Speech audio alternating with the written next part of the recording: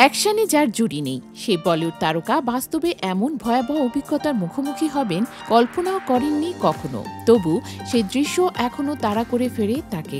সম্প্রতি দে দে প্যার দে 2 এর প্রচারে এসে অজয় দেবগন খুলে পড়লেন স্কাই ডাইভিংয়ের সেই দুঃস্বপ্নের কথা।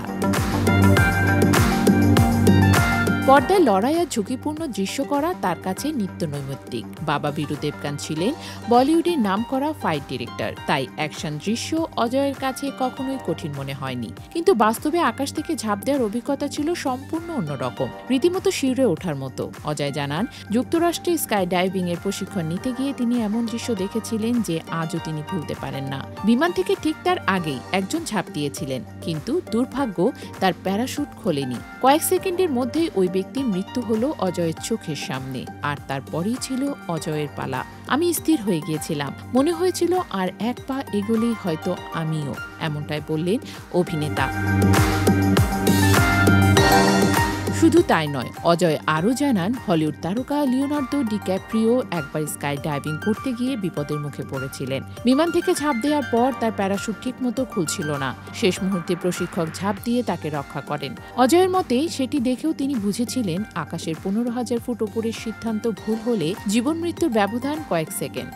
অন্যদিকে দে দে প্যার দে 2 এ অজয়ের সহ অভিনেতা আর মাধবন জানান, ছবি শুটিংয়ে অজয় এক দৃশ্যে কোনো প্রস্তুতি ছাড়াই স্কাই ডাইভিং করেছিলেন। মাধবনের ভাষায়, ও নির্ভীক স্বভাব দেখে আমি অবাক, পর্দায় নয়, বাস্তবে এমন সাহসী মানুষ কমই দেখা যায়।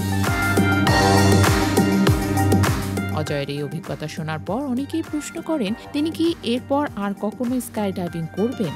অজয়ের উত্তর, জীবনের ঝুঁকি কোথায় আছে কেউ জানে না, তবে যুক্তরাষ্ট্রে যে ঘটনা দেখেছি সেটা ভুলে থাকা সম্ভব নয়। অজয় দেবগন, মাধবন ও রকুল প্রীতি অভিনীত দে দে প্যার দে 2 মুক্তি পেতে চলেছে 2026 সালের জানুয়ারিতে ওটিটিতে। পাশাপাশি দৃশ্যম 3 এর কাজ নিয়েও ব্যস্ত সময় কাটাচ্ছে তারা।